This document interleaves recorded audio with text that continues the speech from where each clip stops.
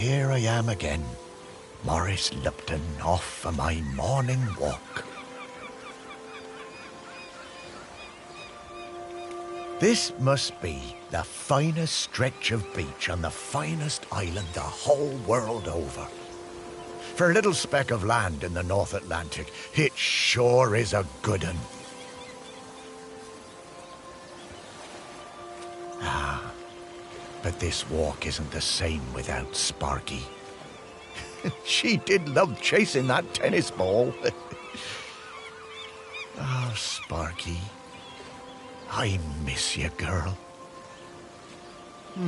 The crater's definitely been smoking more than usual lately. That's funny, that, for a dormant volcano. Oh, I see those yoga folks up at the lighthouse are up bright and early, saluting the sun and all that. I always thought that looked like fun. Shelmerston used to be a quiet place. You'd only come here if you liked fishing or bird watching. But since the new ferry service started, we get loads of tourists. Ah, but what you gonna do? It's always changing. Yep, Shelmerston's a smashing place. I'm lucky to call it home.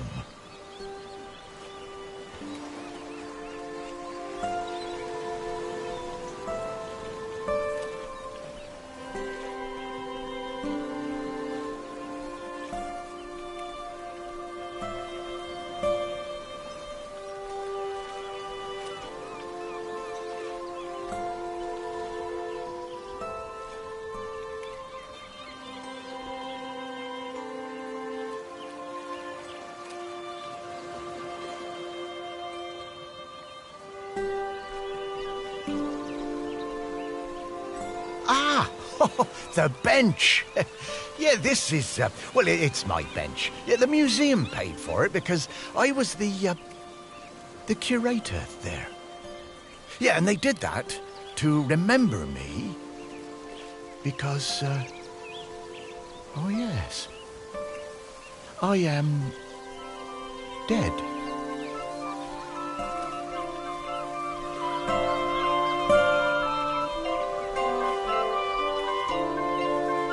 It's been some adjustment, but not all bad. Yeah, I should probably go and check on the museum, actually.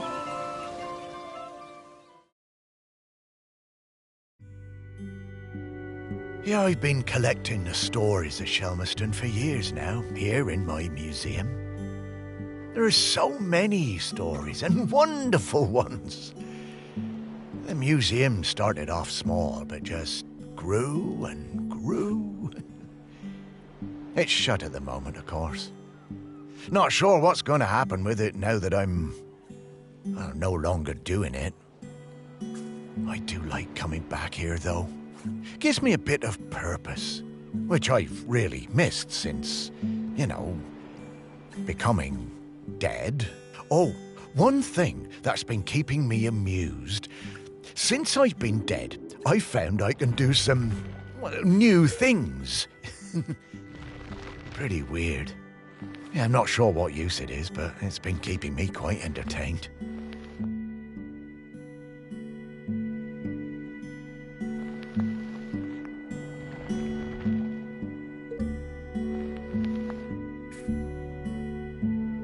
Ah, but the novelty's worn off. I mean, it's been, well, I don't know how long exactly, but an awful long time since I've had anyone to talk to. Well, anyone who talked back, anyway.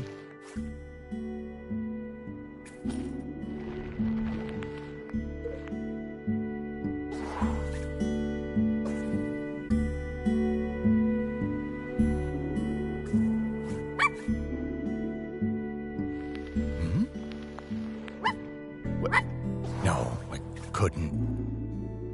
That sounds like Sparky. Is that you?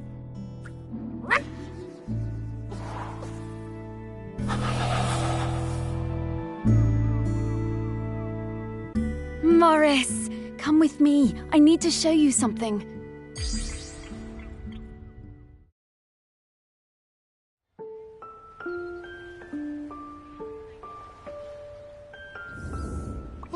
Oh, it's Sparky? Morris, you worked it out. You can talk? Well, I could always talk. You just couldn't understand me. And you can hear me? Well, sure. You are talking, aren't you? Oh, Sparky! What is it, Morris? It's been so long. I thought I'd had my last conversation. Oh, I'm so very glad. I'm glad too, Morris. I've been waiting for you. We need to go... Oh, wait. Are you really my Sparky? My Sparky girl? Mostly. The best bits. But listen, I don't know how long before the volcano erupts, but it's not long now. The volcano? Erupting? But it's dormant. No. It has been dormant because of the custodian. But the custodian is weakening and we don't know how much longer they can hold on. The custodian? What are you talking about? Shelmerston is volcanic. It's supposed to erupt every once in a while. The only reason it hasn't is the custodian, keeping the island calm. Custodian keeping the island calm? Take your time, Morris. Dogs are better at understanding this kind of stuff than humans. The custodian is a ghost. Yes! Now you're getting it. The custodian is a ghost who appeases the island, keeps it safe to live on. But the current custodian has been doing the job a long time and really needs to retire. Well, and the island needs a new custodian. That's right. It's up to us to find a new one. There are 5 prospects that I know of. 5 ghosts still hanging around the island who haven't gone into the west yet. We need to find them and see if they'll take the job. What if none of the prospects wants it? If the current custodian fades away and there's nobody to commune with the island's spirit, well, that would be bad. Bad how, Sparky? Volcano bad. You've seen how it's smoking. We don't have long now. Well, could I be the custodian? Oh, I wish. But Ghost Code 342B dictates that the custodian must be a ghost who has been dead on this island for at least 1,000 days. And we don't have that long. Ghost Code 342B. Yeah, well, I suppose that makes as much sense as anything else. Right. Let's get going, Morris. Our first prospect is Peter Noach. Oh, yeah, from the yoga centre. Yeah, he died a few years ago, didn't he? Yeah, I remember his funeral on the lighthouse. Yes, that's the fella. He always had those funny green treats. Let's go pay him a visit.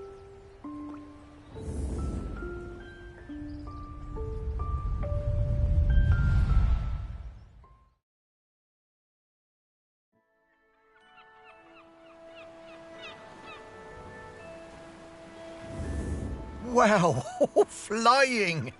Oh, this feels nice. What? Oh, right. Oh, you kind of forget about it after a while. I always was impressed with this yoga centre. Pete seemed like a chap who went through some tough times, and creating this place really seemed to help him. Yep, and it's still going strong. They're always busy with folks from the mainland. Yoga centre run by a robot. How things change. Well, it seems to be working out, though.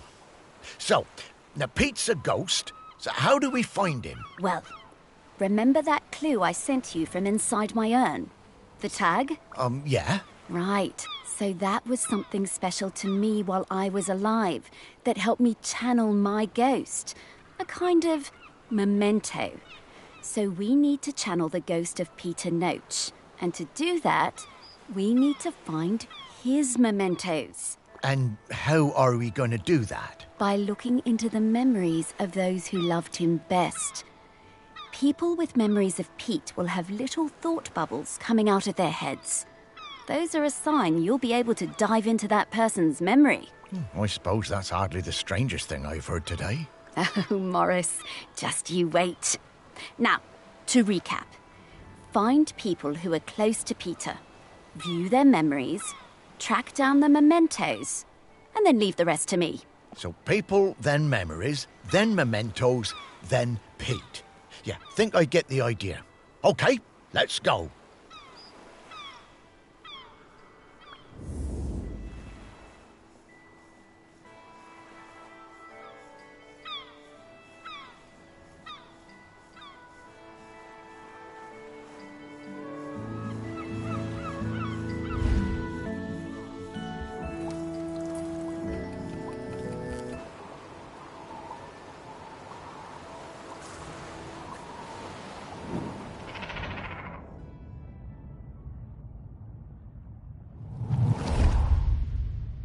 I was getting ready to lay my egg.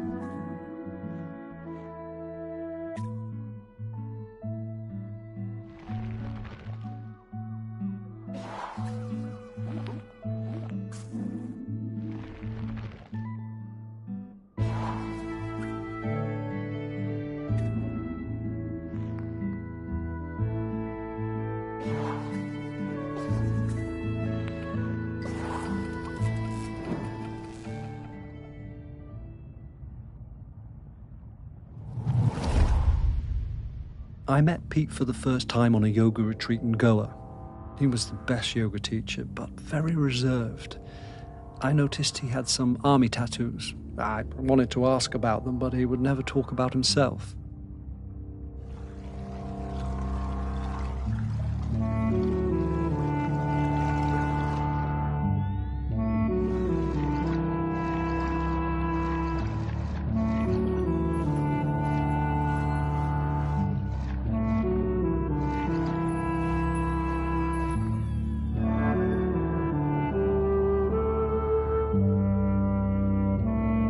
When I got home, I looked him up.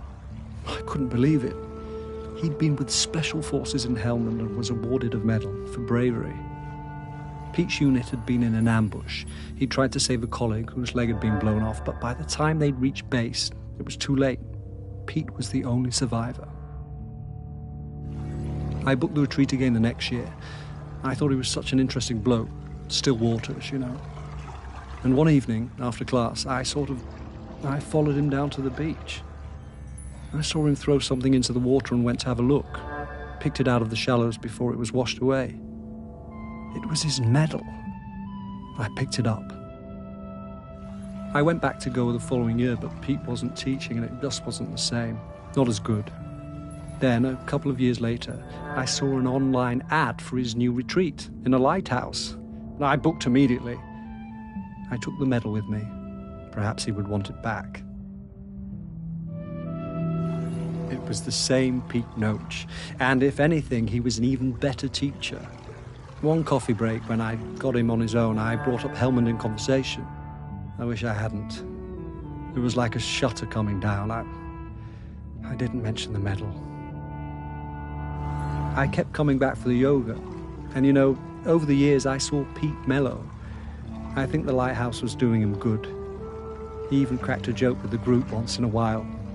So, that summer, the one before he died, I decided to act. It was the day I was leaving and I showed him his medal. There was a moment of total surprise. I was worried then. But he took it. He turned it over in his hand. The poor guy was lost for words. He gave me a nod of thanks and slipped it into his pocket. I'm glad he got it back.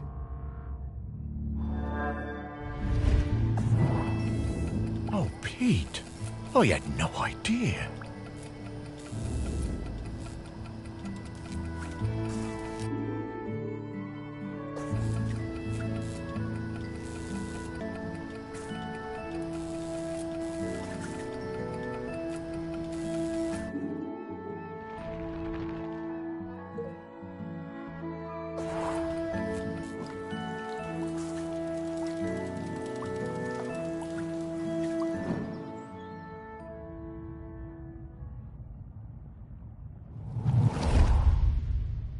When Pete arrived at the lighthouse, he needed help running it, but refused all offers. Eventually, fearing the possibility of a shipwreck, Trinity House sent me to Shelmerston to help keep things running smoothly. I bought Pete a plant as a welcome present. He introduced himself very quietly, but didn't seem to want to say anything else. He seemed distracted, like gravity was pressing down on him harder than other people. Whenever I would enter a room, Pete would mutter some excuse to leave. I didn't have a single conversation with anyone in months. Eventually, Pete noticed the plant.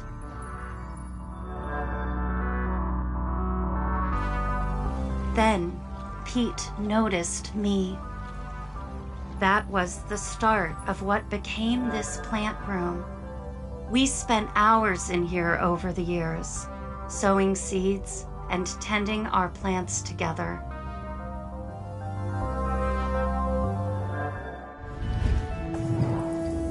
Wow. Robots got complicated, didn't they? Yeah, I didn't realize how important M was to Pete. I suppose everyone needs a friend. Huh, Sparky?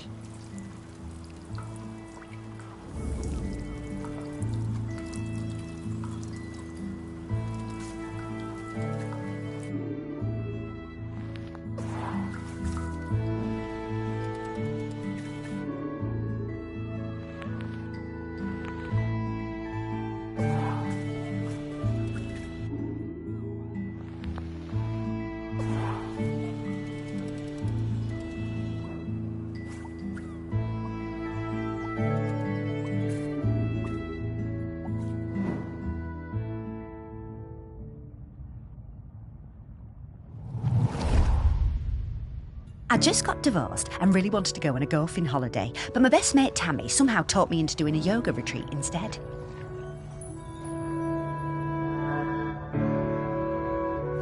Yoga made me feel weird and uncomfortable. After the first day, I'd basically given up. I thought Pete was a bit angry with me. It was hard to tell. Exploring the lighthouse, I came across Pete's set of clubs. Bingo, I thought. I wondered where I could practice my drive. I took the clubs up to the observation deck and spent all afternoon perfecting my stroke.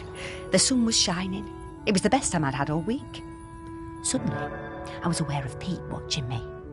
My heart sank and I braced myself for a telling off. How wrong I was. Pete cracked a smile and joined in. Every evening for the rest of that week, we were up on that observation deck, driving balls into the sea. Best holiday in years. I even got into yoga by the end.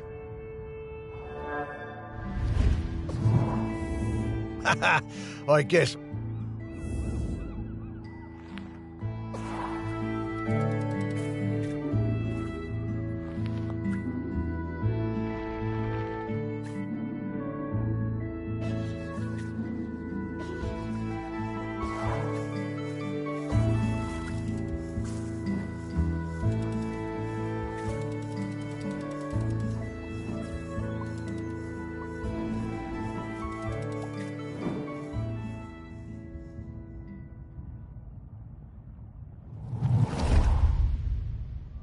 Pete was hard to read, you know?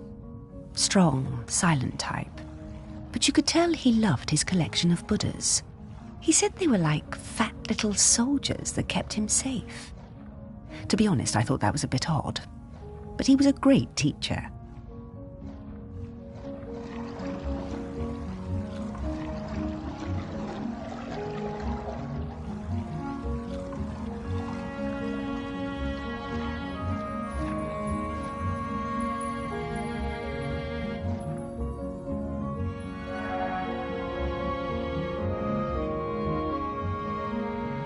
Pete was very protective about his collection, hated people messing with them, even telling off Em when she was dusting them.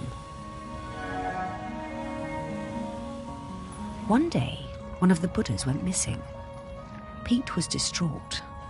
Not much affected him, so it was a shock for everyone to see how upset he was.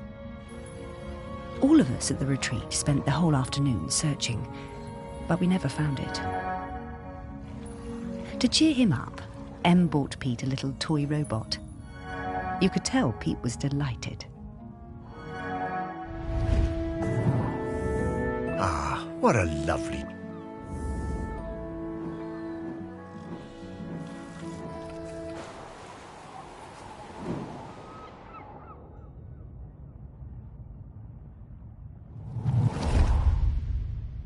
I was getting ready to lay my egg.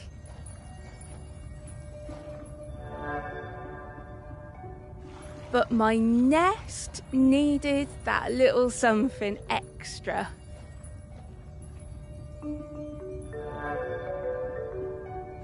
I found the perfect thing. The human and that metal beast seemed quite agitated. I always hate